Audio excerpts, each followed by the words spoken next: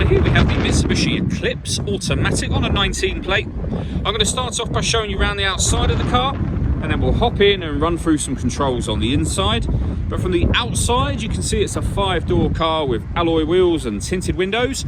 Let's start off inside the boot and then work our way around the rest of the car from there.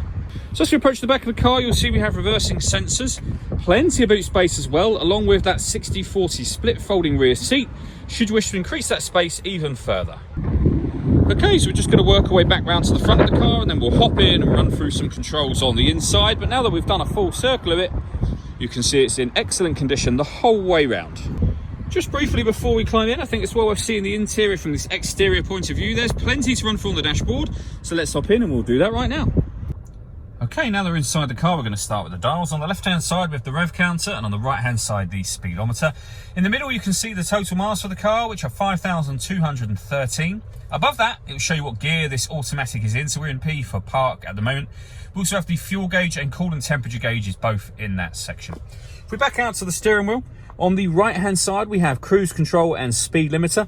This car is able to maintain its own distance between itself and the car in front as well. There's a full video showing how that works that can be found on our website and also on our YouTube channel as well. Over on the left-hand side, we have stereo controls. We have a camera control, which we'll come back to in a moment. And we have phone controls, including voice activation for your phone. So hit that button, ask it to dial anyone in your contacts list, and it will do that for you without you having to take your phone from your bag or pocket. That is, of course, once you paired your phone up, and that is done on the central screen, which we'll go to now. So this is all touchscreen. You can swipe across through the various menus. So you can see there that we've got DAB, FM radio, your phone, Bluetooth audio, USB input, iPod input, vehicle info.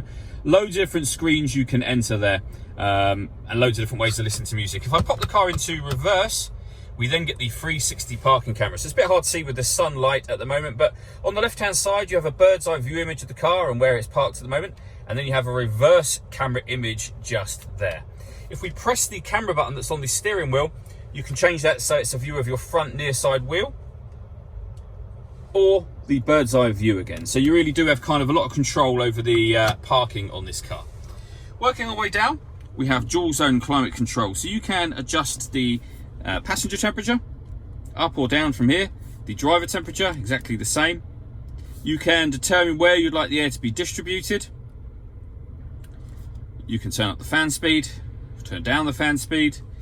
That button will turn the air conditioning on. It's on at the moment, as you can see, so off, back on again. Or you can hit auto, and the car will take full control of the fan speed and the direction of the air to maintain the temperatures that you've asked for. To override it, just readjust the fans at any point. Under that, you can see 2 USB inputs and the eco mode button for the car. There's a 12-volt charging socket underneath that cap. We then have the gear lever for the fully automatic gearbox, heated driver and passenger seats with 2 different heat settings each. This button will put the car into 4-wheel drive, should you want to, or in 2-wheel drive.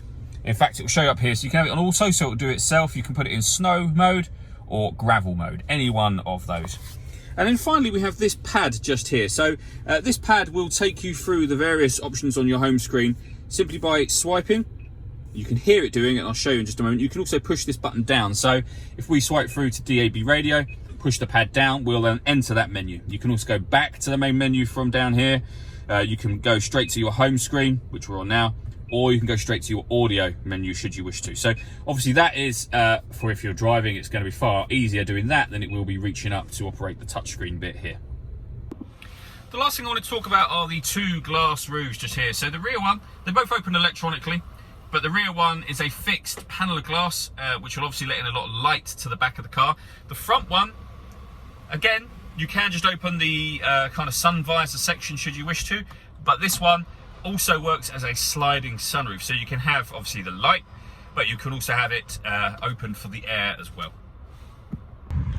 All that leaves me to say is thank you for taking the time to watch this video. If you'd like to come and see the car in person and have a test drive, please feel free to call any of our MJA sites. We'd love to hear from you soon.